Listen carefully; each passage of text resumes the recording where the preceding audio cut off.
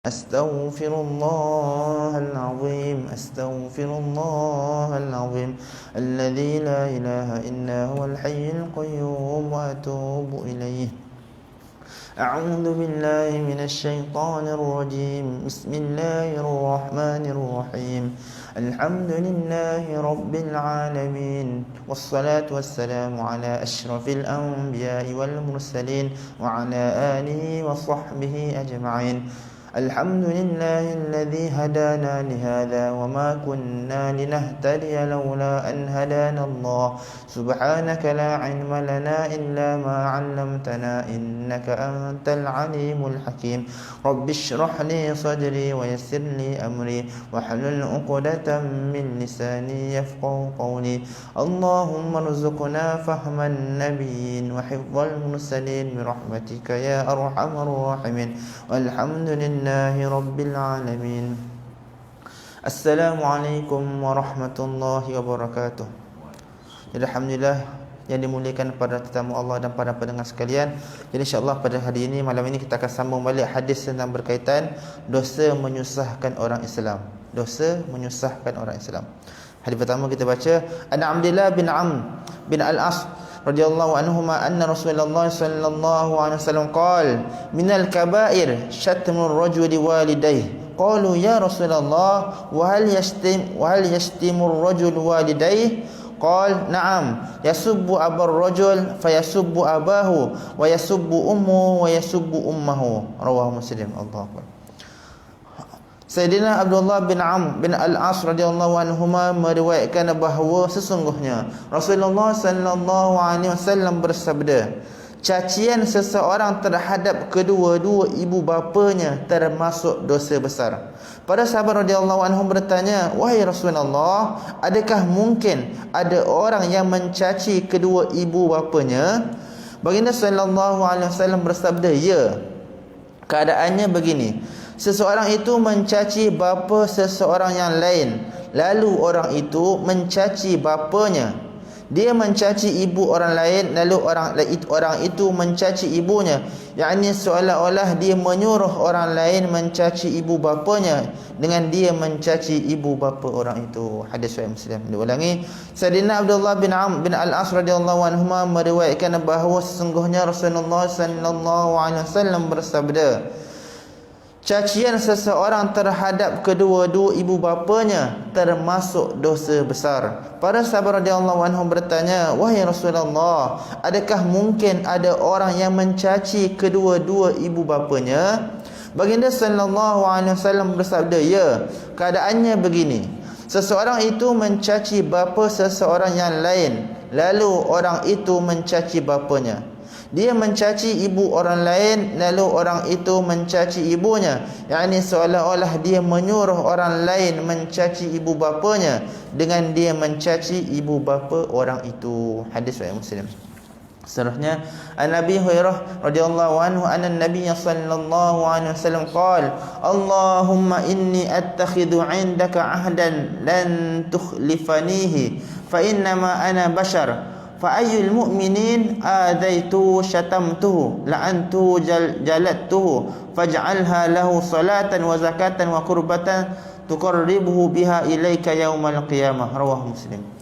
Sayyidina Abu Hurairah radhiyallahu anhu meriwayatkan bahawa sesungguhnya Nabi sallallahu alaihi wasallam berdoa, ya Allah, saya meminta janji daripadamu dan janganlah engkau memungkirinya, iaitu saya hanyalah seorang insan, maka mana-mana orang mukmin yang saya telah sakiti, yang telah saya maki, yang saya telah laknat, yang saya telah pukul, maka engkau jadikanlah itu semua sebagai rahmat, penyucian daripada dosa serta penghampiranmu untuknya, sehingga dengan sebab itu engkau jadikan dia hampir kepadamu pada hari kiamat nanti. Hadis Muslim. Allah. Diulangi, Sayyidina Abu Hurairah radhiyallahu anhu meriwayatkan bahawa sesungguhnya Nabi sallallahu alaihi wasallam berdoa, ya Allah, saya meminta janji daripadamu dan janganlah engkau memungkirinya, iaitu saya hanyalah seorang insan, maka mana-mana orang mukmin yang telah saya sakiti, yang telah saya maki, yang telah saya laknat, yang saya telah pukul, maka engkau jadikanlah itu semua sebagai rahmat, penyucian daripada dosa serta penghampiran kepadamu untuknya, sehingga dengan sebab itu engkau jadikan dia hampir kepadamu pada hari kiamat nanti. Hadis Muslim. Seterusnya, Anil Mughirah bin Syu'bah radhiyallahu anhu qala Rasulullah sallallahu alaihi wasallam, la tasubbul amwat fatu'dzul ahya. Rawahu Tirmizi. Sayyidina Mughirah bin Syu'bah radhiyallahu anhu berkata bahawa Rasulullah sallallahu alaihi wasallam bersabda, jangan kamu mencaci orang-orang yang telah mati, kerana perbuatan itu boleh menyakiti orang-orang yang masih hidup. Hadis At-Tirmizi. Diulangi. Sayyidina Mughirah bin Syu'bah radhiyallahu anhu berkata, Rasulullah sallallahu alaihi wasallam bersabda, jangan kamu mencaci orang-orang yang telah mati, kerana perbuatan itu boleh menyakiti orang-orang yang masih hidup. Hadis At-Tirmizi. Keterangan, maksudnya ialah dengan mencaci si mati, saudara maranya akan sakit hati, sedangkan si mayat yang dicaci itu tidak mengalami apa-apa kerugian. Hadis seterusnya kita baca, Ani bin Umar radhiyallahu anhu qala Rasulullah sallallahu alaihi wasallam, udhkuru mahasina mautakum wa kufu an masawihim. Rawahu Abu Daud. Sayyidina Abdullah bin Umar radhiyallahu anhuma berkata, Rasulullah sallallahu alaihi wasallam bersabda, ceritakanlah kebaikan-kebaikan orang-orang Islam yang telah mati daripada kalangan kamu, dan janganlah menceritakan keburukan-keburukan mereka. Hadis Abu Daud. Diulangi. Sayyidina Abdullah bin Umar radhiyallahu anhu berkata, Rasulullah sallallahu alaihi wasallam bersabda, ceritakanlah kebaikan-kebaikan orang Islam yang telah mati daripada kalangan kamu, dan janganlah menceritakan keburukan-keburukan mereka. Hadis Abu Daud. Selanjutnya kita baca, An Abi Hurairah radhiyallahu anhu qala Rasulullah sallallahu alaihi wasallam, man kanat lahu mazlamatun li akhihi min 'irdihi aw shay' falyatahallalhu minhu al-yawm qabla an la yakunu dinarun wala dirhamun, in kana lahu 'amalun salih ukhidha minhu biqadri mazlamatihi wa in lam takun lahu hasanat ukhidha min sayyiati sahibihi fa humila alayhi. Allahu akbar. Hadis Sahih Bukhari. Sayyidina Abu Hurairah radhiyallahu anhu berkata, Rasulullah sallallahu alaihi wasallam bersabda, sesiapa yang pernah melakukan apa-apa kezaliman dari segi maruah atau apa-apa yang lain terhadap mana-mana saudaranya yang Islam, maka hendaklah dia meminta maaf pada hari ini juga, sebelum datangnya hari yang tidak ada dinar dan tidak ada dirham. yakni pada hari itu segala penghisaban hanya dilakukan ke atas pahala dan dosa.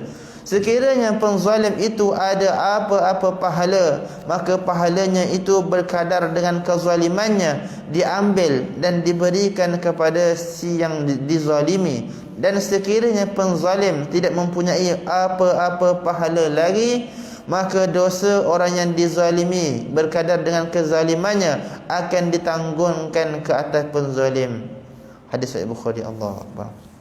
Diulangi, Sayyidina Abu Hurairah radhiyallahu anhu berkata, Rasulullah sallallahu alaihi wasallam bersabda, sesiapa yang pernah melakukan apa-apa kezaliman dari segi maruah atau apa-apa yang lain terhadap mana-mana saudaranya yang Islam, maka hendaklah dia meminta maaf pada hari ini juga, sebelum datangnya hari yang tidak ada dinar dan tidak ada dirham, yakni pada hari itu segala penghisaban hanya dilakukan ke atas pahala dan dosa. Sekiranya penzalim itu ada apa-apa pahala, maka pahalanya itu berkadar dengan kezalimannya, diambil dan diberikan kepada si yang dizalimi. Dan sekiranya penzalim tidak mempunyai apa-apa pahala lagi, maka dosa yang dizalimi berkadar dengan kezalimannya akan ditanggungkan ke atas penzalim itu. Hadis Al-Bukhari. Hadis akhir yang kita baca insya-Allah. Anil Bara' bin Azib radhiyallahu anhu qala Rasulullah sallallahu alaihi wasallam, wa arbar riba istitalatur rajul fi 'irdi akhihi, rawahu Tabrani.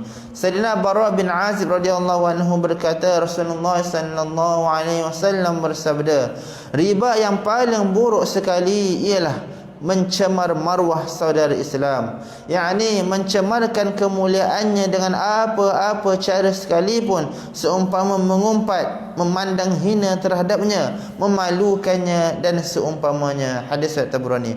Diulangi, Sayyidina Bara bin Azib radhiyallahu anhu berkata, Rasulullah sallallahu alaihi wasallam bersabda, riba yang paling buruk sekali ialah mencemar marwah saudara Islam, yakni mencemarkan kemuliaannya dengan apa-apa cara sekalipun, seumpama mengumpat, memandang hina terhadapnya, memalukannya dan seumpamanya. Hadis Tabrani. Keterangan, mencemar maruah seorang Islam dikatakan sebagai riba yang paling buruk ialah kerana sebagaimana riba merugikan seseorang dengan mengambil hartanya dengan cara yang tidak benar, maka demikianlah dengan mencemarkan maruah seorang Islam, kemuliaan itu air mukanya dijatuhkan. Oleh sebab kemuliaan seseorang Islam itu lebih berharga daripada hartanya, maka mencemar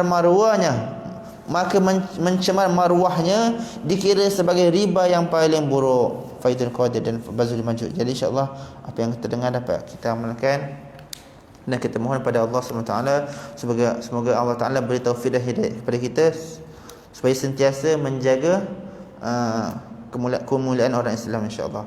Jadi kita tutup majlis kita dengan tasbih kafarah dan suratul Asr. Subhanakallahumma wa bihamdika asyhadu an la ilaha illa anta astaghfiruka wa atubu ilaik. Bismillahirrahmanirrahim. Wal 'asr innal insana lafi khusr illa alladhina amanu wa 'amilus solihati wa tawassaw bil haqqi wa tawassaw bis sabr. Walhamdulillahil alamin.